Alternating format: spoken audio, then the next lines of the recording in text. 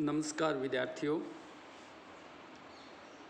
महाराणा प्रताप की भूमिकाओं से संबंधित जो हमारा टॉपिक चल रहा है उसी को आगे कंटिन्यू करते हुए आज हम हल्दी घाटी के बाद की स्थिति देखेंगे कि जब हल्दी घाटी का युद्ध हो गया और उस युद्ध में एक तरह से महाराणा प्रताप को मैदान छोड़ना पड़ा और हम ये कहें कि एक तरह से महाराणा प्रताप पराजित हो गए।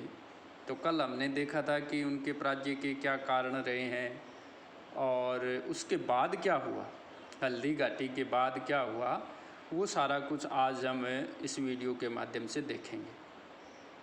तो हल्दी घाटी के बाद की अगर हम बात करें तो हल्दी घाटी की पराजय से निराश होकर प्रताप चुपचाप बैठने वाला व्यक्ति नहीं था। राणा प्रताप हल्दी घाटी के युद्ध क्षेत्र से लौटते हुए गोगुंदा पहुँचे, लेकिन सम्राट अकबर के आगमन की सूचना पाकर वो गोगुंदा में अपने कुछ सैनिक छोड़कर कोल्यारी चले गए, कोल्यारी नामक गांव के अंदर चले गए और गोगुंदा है वो उनके हाथ से निकल गया। गोगुंदा के हाथ से निकलने के बाद उन्होंने कुंभलगढ़ को अपनी सत्ता का मुख्य केंद्र बनाया और यहीं से वो अकबर का सामना करने लगे। यही नहीं, प्रताप ने ईडर के नारायण दास तथा सिरोही के राव सुल्ताना को भी अकबर के विरुद्ध प्रोत्साहित किया। यानी एक तरह से महाराणा प्रताप तो अकबर के खिलाफ थे ही, दूसरे अन्य आस पड़ोस के राज्यों को भी अपने साथ संगठित करके एक बड़ा जोरदार विरोध है या प्रतिरोध है अकबर का करने का प्रयास महाराणा प्रताप के द्वारा किया गया।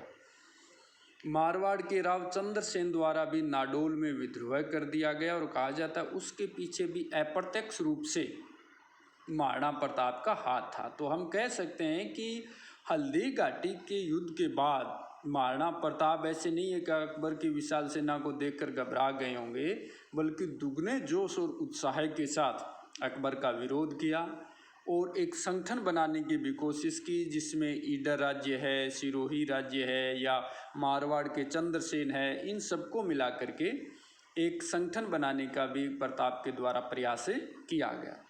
तो इस तरह से जब हल्दी घाटी के अंदर प्रताप को न तो पूर्ण रूप से पराजित किया जा सका, न उसको अकबर की अधीनता मानने के लिए विवश किया जा सका, न उनको जो पूरा मेवाड़ है वो मुग़लों के अधीन आया, तो इससे क्या है कि अकबर है वो मान सिंह से खुश नहीं हुआ। और ये भी कहा जाता है कि उसने मान सिंह को वो तवज्जो, वो सम्मान या एक तरह से बोलचाल भी बहुत कुछ दिनों तक उनके बीच में ज़्यादा नहीं हुई। यानी अकबर है वो मान सिंह से नाराज़ था। तो जब प्रताप ने इस तरह के प्रयास किए और संगठन बनाने की कोशिश की तो अकबर ने फिर एक बार प्रताप को विजित करने के लिए अपने जोरदार प्रयास शुरू कर दिए। अकबर द्वारा प्रताप को अधीन करने के सतत प्रयास यानी कई प्रयास है वो किए गए कि ताकि इनको अधीन लाया जा सके। तो मेवाड़ विजय की अभिलाषा से प्रेरित होकर अकबर हल्दी घाटी के युद्ध के बाद अगले 10 वर्षों यानी 1576 से लेकर के 1585 ईस्वी तक निरंतर अपने श्रेष्ठ सेनापतियों को मेवाड़ के विरुद्ध भेजता रहा। यानी बारी बारी से उसने कई अभियान हैं वो मेवाड़ के खिलाफ किए, परंतु उन सभी का कोई आशाप्रद परिणाम नहीं निकला। सबसे पहले जो अभियान भेजा गया वो अक्टूबर 1576 ईस्वी में उसने राजा भगवान दास को, उस समय कुंवर मान सिंह को तथा कुतुबुद्दीन खान को एक सेना लेकर गोगुंदा को विजित करने के लिए ये अभियान भेजा। लेकिन इस अभियान को उसको बहुत ज़्यादा आशातीत सफलता नहीं मिली।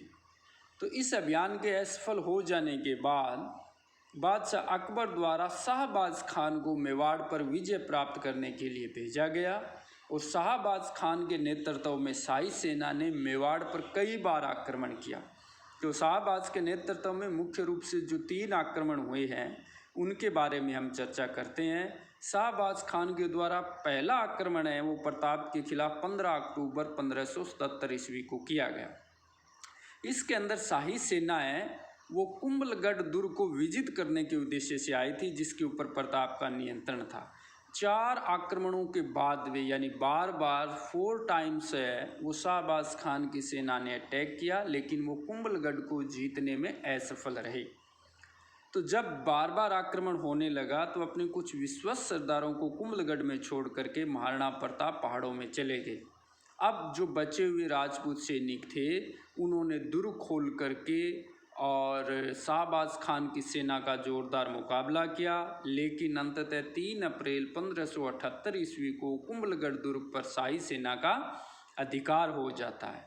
तो कुंभलगढ़ को जीतने में शाहबाज खान सफल हो जाता है, लेकिन प्रताप को पकड़ने में या उसको पूर्ण रूप से पराजित करने में शाहबाज खान सफल नहीं होता है। तो जब अपने पहले अभियान के अंदर असफल रहे हैं तो फिर दूसरी बार शाहबाज खान के द्वारा 15 दिसंबर 1578 ईस्वी को एक बार पुनः प्रताप के विरुद्ध सैनिक आक्रमण किया गया, लेकिन इसमें भी वो प्रताप को पकड़ने में असफल रहा और फतेहपुर सीकरी को लौट गया। अब फिर उसने तीसरा आक्रमण है वो 15 नवंबर 1579 को शाहबाज खान द्वारा महाराणा प्रताप के खिलाफ एक बार पुनः अभियान किया गया और वो इस अभियान में भी असफल रहा। तो ये शाहबाज खान के 3 आक्रमण थे। कई बार कॉम्पिटिटिव एग्जाम्स में ये पूछे जाते हैं कि किस के नेतृत्व में बार बार प्रताप के खिलाफ अभियान किया गया, या शाहबाज खान ने प्रताप को पराजित करने के लिए कितने अभियान किए। तो इस तरह के क्वेश्चन है आरपीएससी के द्वारा ली जाने वाली कॉम्पिटिटिव एग्जाम्स में पूछे जाते हैं। अब जब शाहबाज खान के बस की बात नहीं रही तो फिर अंततः 1580 ईस्वी में अकबर ने अब्दुल रहीम खान खाना के नेतृत्व में महाराणा के विरुद्ध सेना भेजी। जब ये सेना आक्रमण करने के लिए आ रही थी तो मौका पाकर महाराणा प्रताप के पुत्र कंवर अमर सिंह ने शेरपुर नामक जगह पर इस पर हमला कर दिया और खान खाना के परिवारजनों को कैद करके प्रताप के सामने प्रस्तुत किया। जब प्रताप को इस बात की सूचना मिली तो उन्होंने अमर सिंह को खान खाना के परिवारजनों को तत्काल सहज सम्मान वापस पहुंचाने का हुक्म दिया और इस प्रकार खान खाना भी बिना कोई सफलता प्राप्त किए वापस लौट गया। तो इस तरह से ये 1576 से लेकर के 1580 तक बार बार कई आक्रमण प्रताप को पराजित करने या उसको अधीन करने के लिए अकबर के द्वारा किए गए, लेकिन इन आक्रमणों के जो नतीजे हैं वो हम देख रहे हैं कि नतीजे हैं वो शून्य रहे हैं। अब अकबर है वो अन्य और विजयों के अंदर या और कार्यों में व्यस्त हो जाता है और इसका फ़ायदा उठाते हैं महाराणा प्रताप। तो यहाँ अब हम बात कर लेते हैं 1582 के दिवेर के युद्ध की। इसको मेवाड़ के मैराथन के नाम से भी जाना जाता है। ये कई बार कॉम्पिटिटिव एग्जाम्स में पूछा गया है कि मेवाड़ के मैराथन, जैसे थर्मोपोली तो कौन सा युद्ध है, हल्दी घाटी का युद्ध, और मेवाड़ का मैराथन कौन सा है, दिवेर का युद्ध, जो 1582 ईस्वी में हुआ। तो अब इस मेवाड़ के मैराथन के बारे में हम चर्चा करते हैं। वो ये है दिवेर का युद्ध है जो 1582 ईस्वी में लड़ा जाता है। इसमें क्या होता है कि महाराणा प्रताप ने मेवाड़ की भूमि को मुक्त करने का अभियान है वो यही दिवेर से आरंभ किया था। तो दिवेर में उस समय शाही थाने का जो मुखिया था वो था सम्राट अकबर का काका सरिया सुल्तान। तो महाराणा प्रताप ने उस पर अक्टूबर 1582 ईस्वी में आक्रमण कर दिया। मेवाड़ और मुगल सेना के मध्य ये निर्णायक युद्ध हुआ और महाराणा प्रताप को अंततः विजय प्राप्त हुई और ये यश प्राप्त हुआ। इस तरह से दिवेर की एक महत्वपूर्ण जीत है वो महाराणा प्रताप को मिली और उसके बाद उन्होंने चावंड को अपना निवास स्थान बनाया और इसे ही 1585 में उन्होंने अपनी राजधानी घोषित कर दिया और चावंड फिर 28 साल तक मेवाड़ की राजधानी रहा। यानी दिवेर युद्ध के बाद जो महत्वपूर्ण क्वेश्चन उभर कर आता है वो ये है कि इनकी जो राजधानी है वो चावंड हो गई है और चावंड 28 साल तक मेवाड़ की राजधानी रहा है। अब 1582 में जब दिवेर और उसके आसपास के क्षेत्रों पर प्रताप का नियंत्रण हो गया तो अकबर ने एक बार पुनः 1584 ईस्वी में प्रताप के खिलाफ एक सैनिक अभियान किया जो जगन्नाथ कछवाहा के नेतृत्व में था। जगन्नाथ कछवाहा के नेतृत्व में ये अभियान राणा को दबाने के लिए भेजा गया। कछवाहा 2 वर्ष तक राणा को बंदी बनाने की दृष्टि से जंगलों की खाक छानता रहा पर वह अपने उद्देश्य में सफल नहीं रहा। तो अब हम आगे देखेंगे कि ये पूरे भरसक प्रयास से एक तरह से 1576 से 1585 तक बार बार इनको अधीन करने के, जिसके अंदर अकबर है वो पूर्ण रूप से असफल रहता है। अब क्या है, विभिन्न कारणों से अकबर प्रताप की तरफ बहुत ज़्यादा ध्यान देने में समर्थ नहीं रहा है। 1585 के बाद अकबर लाहौर की तरफ चला जाता है और उस तरफ जो उत्तर पश्चिम के इलाके के अंदर मुग़ल साम्राज्य में संकट पैदा हो गया था, तो आने वाले कुछ एक सालों तक 1597-98 तक जो राजधानी है वो भी लाहौर स्थानांतरित हो जाती है। तो इसका फ़ायदा उठाते हैं महाराणा प्रताप। तो महाराणा प्रताप क्या करते हैं कि जो पराधीन प्रदेश है उनको स्वतंत्र करने का प्रयास करते हैं। तो चावंड में रहते हुए प्रताप को अपने राज्य की स्थिति संभालने के लिए पर्याप्त समय और साधन प्राप्त हो गए। उन्होंने नवीन उत्साह के साथ जो मुग़ल अधिकृत प्रदेश थे उन पर अपना अधिकार करने के लिए अपने पुत्र कंवर अमर सिंह को भेजा। राजपूत सेना ने मुग़लों द्वारा अधीनस्थ क्षेत्रों तथा थानों पर आक्रमण किए और मुग़लों के प्रभुत्व में गए बहुत सारे प्रदेशों को पुनः विजित कर लिया। यानी बहुत सारे इलाके और क्षेत्र जो मुग़लों के द्वारा जीत लिए गए थे वो पुनः प्रताप ने प्राप्त कर लिए। यहाँ पर प्रताप ने छापामार युद्ध प्रणाली का सहारा लिया, बार बार मुग़ल सेना पर आक्रमण किए, भाग कर के जंगलों में छुप जाना, पहाड़ों का आश्रय लेना और मुग़ल सेना को छकाने के बार बार प्रयास करना। इन सब से क्या हुआ कि प्रताप की सेना का मनोबल बढ़ा और मुग़ल सेना का मनोबल है वो हतोत्साहित हुआ। उसके परिणाम स्वरूप ऐसे बहुत सारे क्षेत्र जो प्रताप के समय मुग़ल सेना ने अधीन कर लिए थे, प्रताप उनको पुनः प्राप्त करने में सफल हो गया।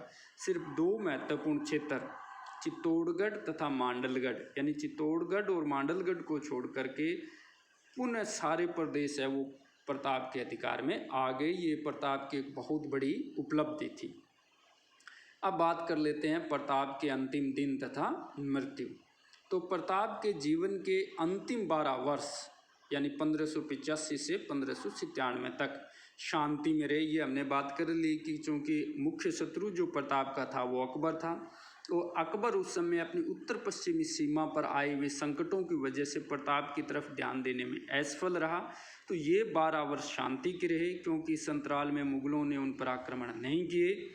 दुर्भाग्यवश 1597 यानी 1597 को एक बाघ का शिकार करते समय जब वो एक धनुष की प्रतंचा खींच रहे थे तो इससे प्रताप के शरीर को झटका लगा, जिससे उनके कहते हैं आंत में खराबी आ गई और कुछ दिन बीमार रहने के बाद 19 जनवरी 1597 ईस्वी को प्रताप इस संसार से विदा हो गए और चावंड से 1.5 मील दूर बांडोली नामक गांव में प्रताप का दाह संस्कार किया गया। ये इसलिए लिखा है क्योंकि ये भी कॉम्पिटिटिव एग्जाम में पूछा गया है कि प्रताप का अंतिम संस्कार कहाँ किया गया, तो ये बांडोली नामक गांव के अंदर किया गया।